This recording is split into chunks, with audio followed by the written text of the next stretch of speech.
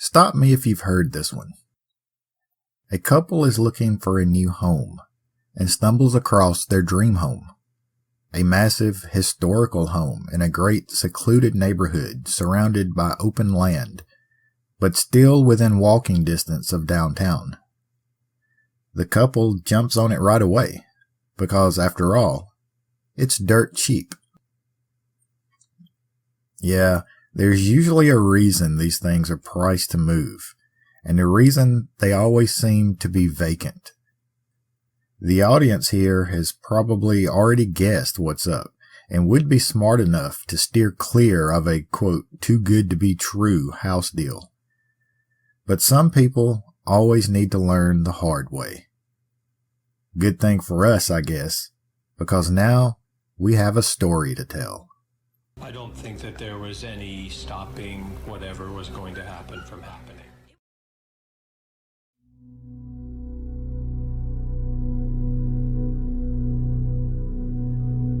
Everyone loves a good, strange, weird, or bizarre story.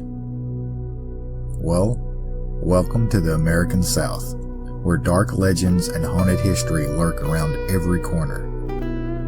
Where superstition, folklore, and a touch of backwoods magic blend with everyday culture.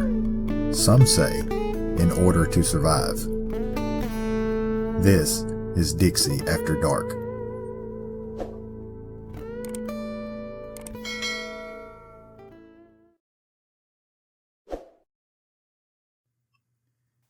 In the late 18th century, Scotland was suffering from an economic collapse, leading to mass civil unrest.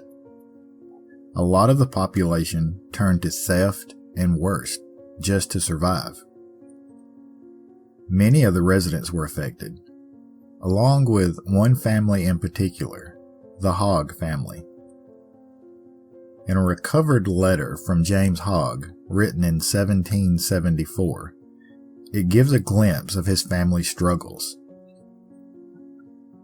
I sowed field turnips, but they were stolen before they came to perfection. I sowed peas, and was happy if they left me straw. My potatoes and carrots suffered in like manner, and in short, I found it impossible to save anything from their rapacity. He goes on to describe an event that may have been the final straw for him and his family. James Hogg tells of a shipwreck within view of his home. The ship carried supplies for his region, and he aided in the recovery of items that could be saved before they could be looted or lost.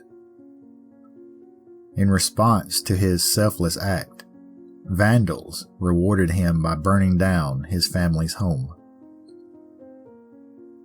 James Hogg took his family and fled Scotland, bound for the newly founded country of America, ultimately landing in what he called, quote, an unhealthy climate in the woods of North Carolina.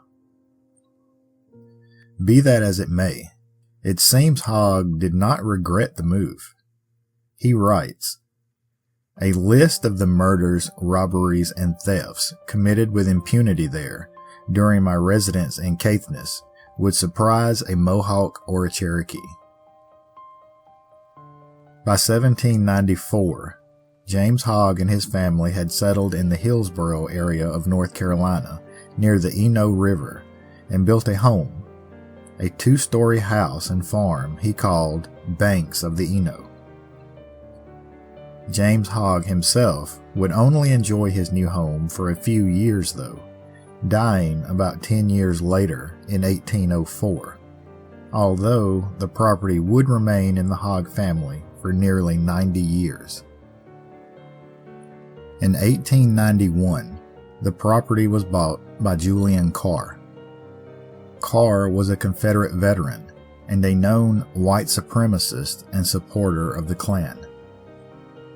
After the American Civil War, Carr made a fortune in the tobacco industry, giving him the ability to buy the 663-acre farm known as Banks of the Eno. Carr's wife, Nannie Carr, changed the name of the property to Poplar Hill. Carr commissioned the first major renovations of the home, mostly in the classic Greek Revival style of the times, complete with large columns, balconies, and porches that buildings in the South have come to be known by. The Carr family thrived for a while, but a severe tornado tore through the farm in 1919. Although the house made it through largely untouched, the farm itself was devastated and ultimately never recovered. Julian Carr ultimately lost all of his wealth trying to restore the farm. The stress and work began to take its toll on Carr's health, and he passed away on April 29, 1924. The property of Poplar Hill was ultimately sold and subdivided into different lots. Later residents of Poplar Hill recall nearly freezing in the house in the winters. Large portions of the house was shut off, with families taking to living in just 1 or 2 rooms to conserve firewood, which led to sections of the house falling into disrepair from neglect over the decades. It wasn't until 1978 that someone came to the rescue of Poplar Hill. Real estate developer James Freeman purchased Poplar Hill, intent on turning the historic building into a steakhouse restaurant, something he had done with several other properties across Hillsborough, capitalizing the historic nature of properties and turning them into restaurants or small theme parks for an additional draw to the public.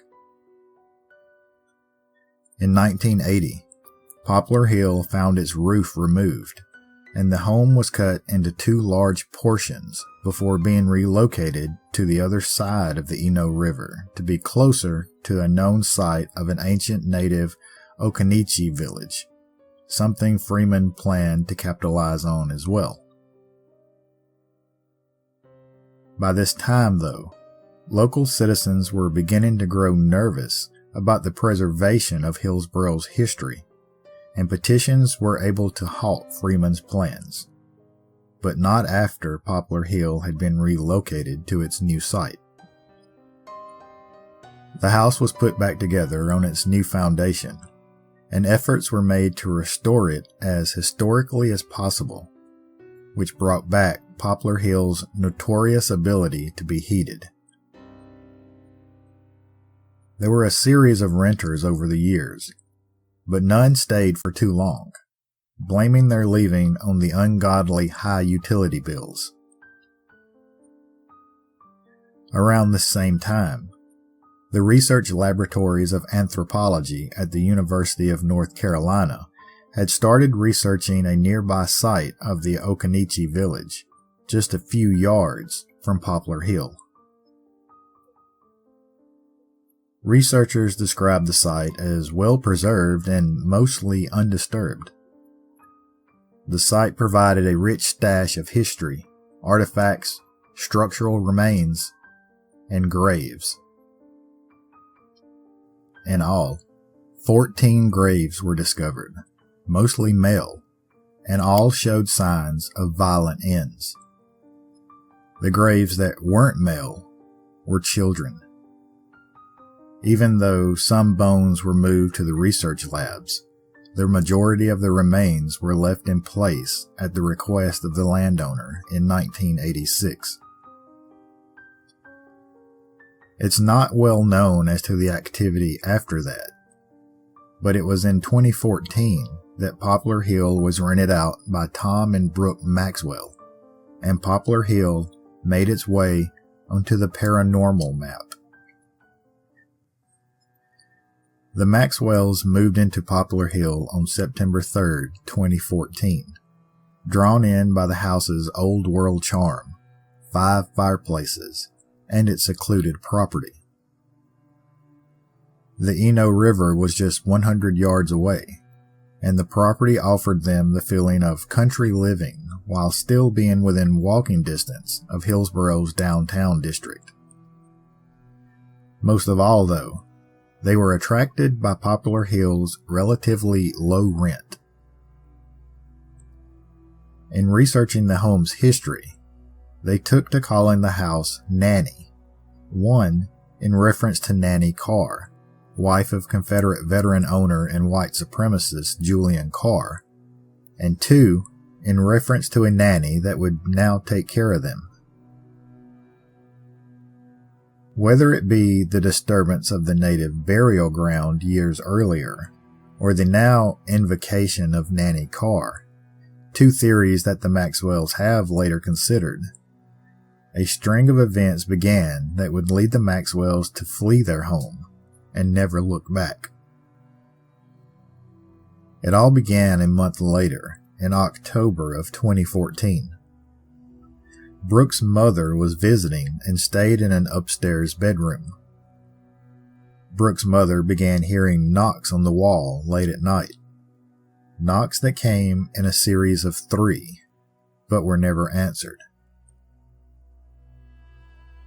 In the days that followed, Brooke would report seeing a figure outside, a woman in a long dress and wearing a bonnet.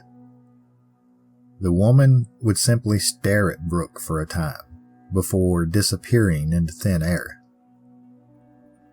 Sometimes, while outside, Brooke even said she heard her name being called from the surrounding woodline.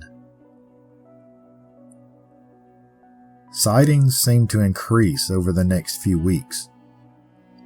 Brooke and her daughter reportedly saw the same woman in a bonnet making her way outside from the west side of the house around to the front porch before disappearing. This appeared to become a routine for the spirit, a sort of residual haunting. Tom Maxwell had also began seeing things himself. He reported seeing a man dressed in buckskins move around an outdoor shed on the property. There was also a man in a gray suit that seemed to climb a set of invisible stairs. All of this still being outside. Another thing they reported during the same time frame was darker, shadow-like figures that Tom described as, quote, not readily identifiable as human. They moved around outside the house. Interestingly enough, he pointed out that they always seemed to move in a counterclockwise motion.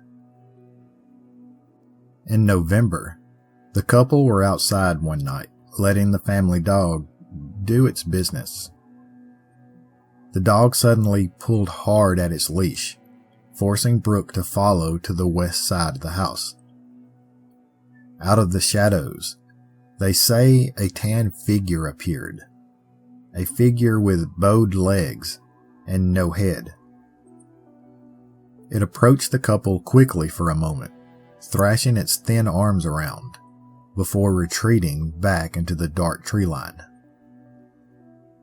The couple said these strange figures were aggressive in their movements, but never seemed evil per se.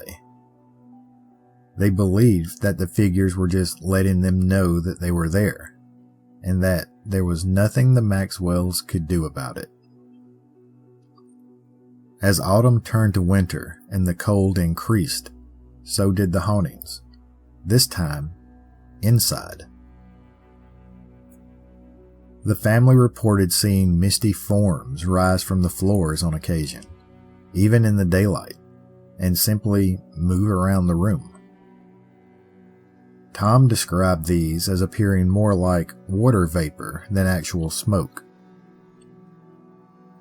There would also be the sound of doors leading outside opening and closing, even though whenever the doors were checked, they were always closed and locked. And I heard the door open, the squeaky mudroom door, so I knew that she was home. And I went downstairs to greet her, and no one was there, the car wasn't there, and the door was closed and locked. The family also began hearing voices. Brooke and her daughter both would, at times, report hearing their names called. If they were upstairs, the voice would call to them from downstairs. If Brooke was downstairs, she would hear her name being said upstairs. There was also reports of the sounds of a group of men talking in hushed tones downstairs, whenever the family was upstairs. These voices always seemed to stop when someone reached the bottom of the stairs. Over time, Tom decided that the purpose of these voices were to split the family up, to separate them and leave them somewhere in the house alone. As Christmas approached, the family invited as much family over as possible, of course to celebrate the holidays, but perhaps also as a distraction from the events in the home. By this time, though, Poplar Hill's notorious difficulty in keeping warm had begun to show itself, and the Maxwells spent a small fortune keeping the fireplaces roaring for their guests. Interestingly enough, the hauntings seemed to all but stop, seemingly content in waiting until the family was once again alone. The Maxwells said they froze that winter, much like all of Poplar Hill's previous tenants.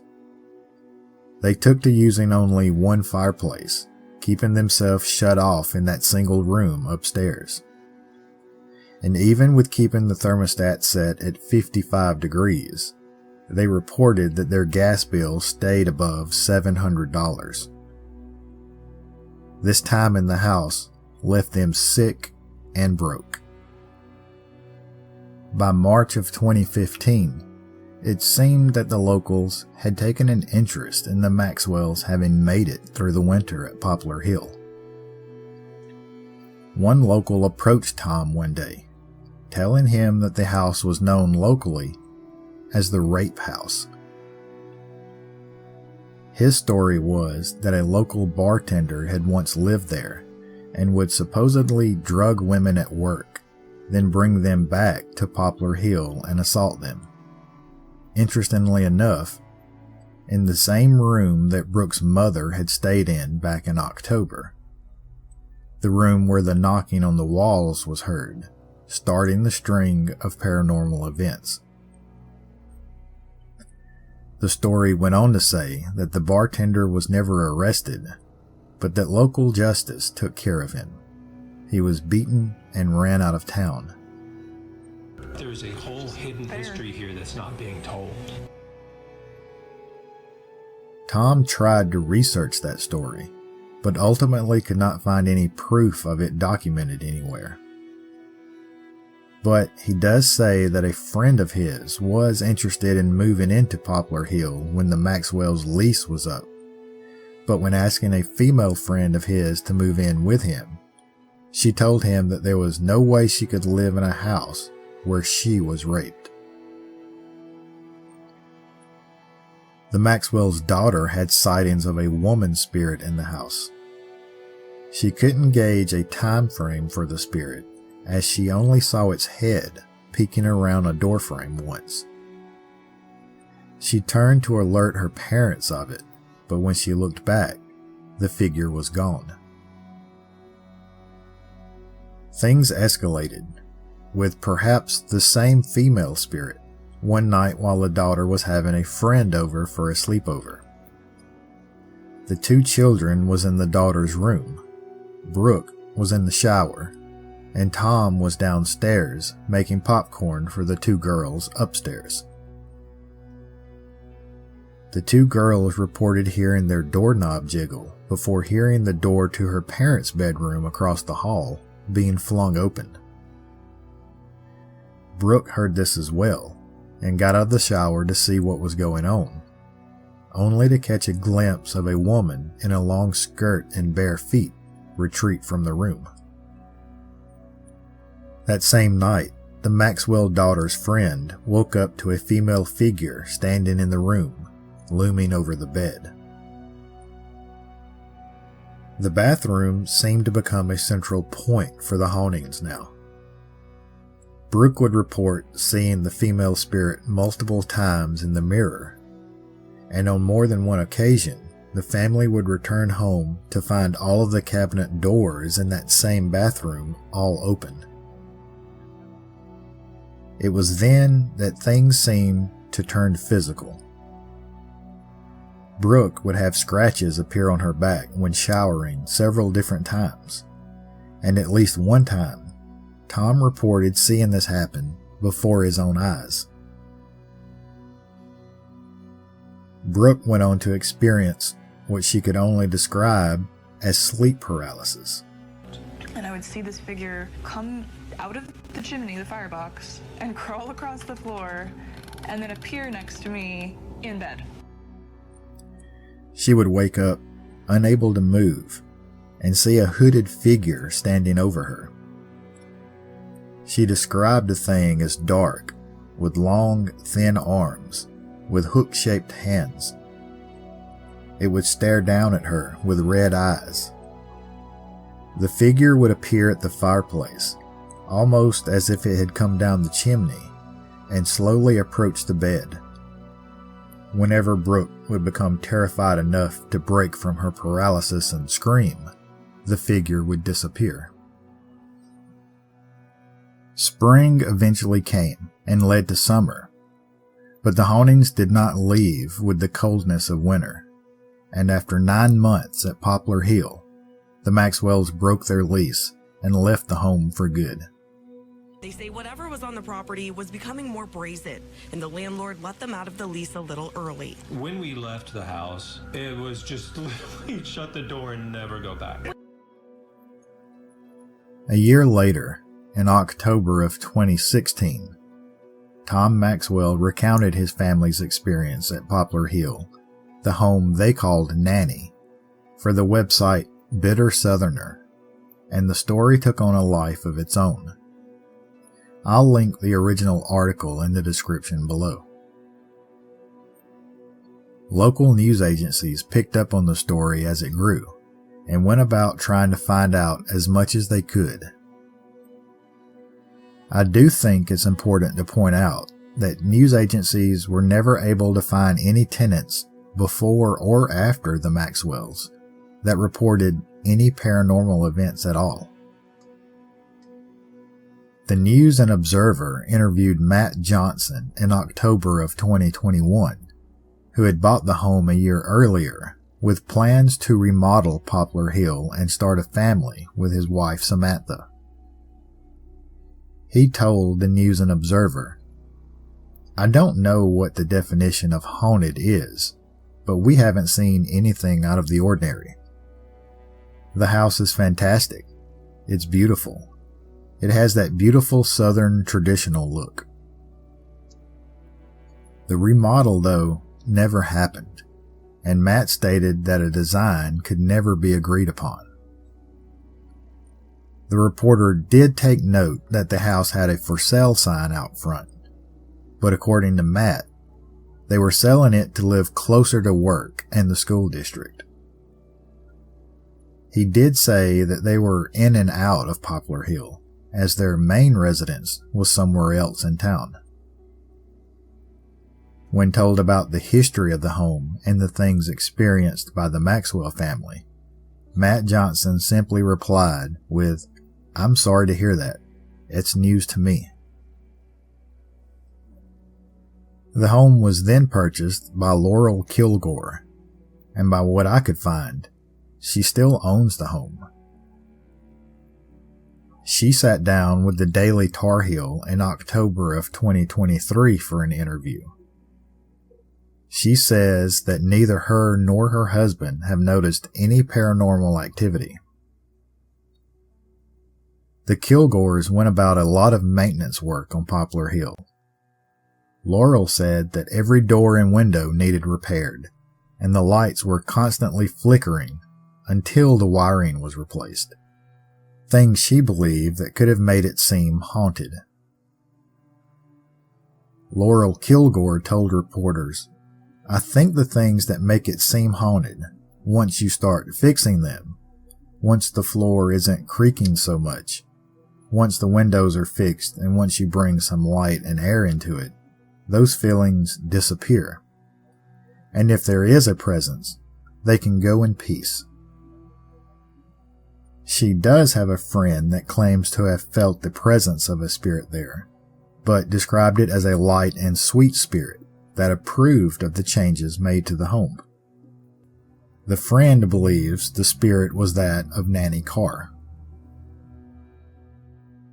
Much to Laurel Kilgore's disapproval, though, Poplar Hill, now her home, is a stop on Haunted Hillsborough ghost tours. Barney Catton, a guide for the tour, feels the reason the home is no longer haunted is that the Kilgores have a big interest in Scotland, thus bringing Poplar Hill full circle back to the original owner, Scottish immigrant James Hogg. Laurel Kilgore runs a Scottish art gallery out of the home and is working on getting Poplar Hill officially recognized as a historic property. She finishes by telling reporters, "This is my last house, last big house. And you know, I don't want to leave this house. This is it. So for me, this is home." So, with no reported paranormal events before or after the Maxwell's time at Poplar Hill, what caused the Maxwell family's hauntings? Was it just some weird sort of coincidental timing? Could it have been them changing the name of the property to Nannie?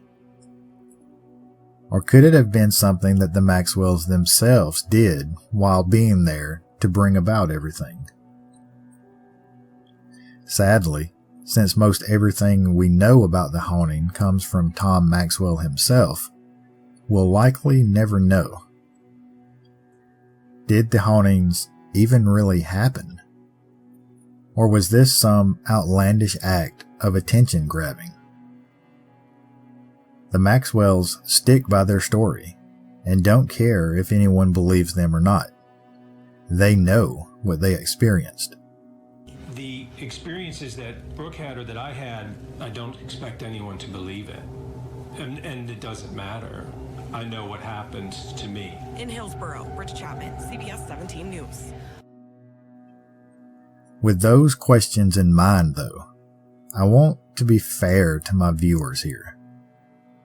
I feel like it's important to note that Tom Maxwell is an accomplished musician and was inducted into the North Carolina Music Hall of Fame in 2020 for his time spent with the band Squirrel Nut Zippers. Also, something that caught my attention is the fact that Tom Maxwell works as a freelance writer, appearing in Al Jazeera America, Slate, Oxford American, Salon, Southern Culture, as well as his piece about Poplar Hill and the Bitter Southerner. Out of all his work, though, it doesn't appear that he's written any fiction. Or has he? I'll leave that up to the skeptics out there to ponder. I get it, though. As some of you are aware, I'm a writer myself. I prefer fiction as far as my work is concerned. But for me, that's why I don't go into too much detail here about my own personal experiences. Would you believe an unbelievable story that comes from someone who makes stuff up for fun? Yeah, that doubt would always be there.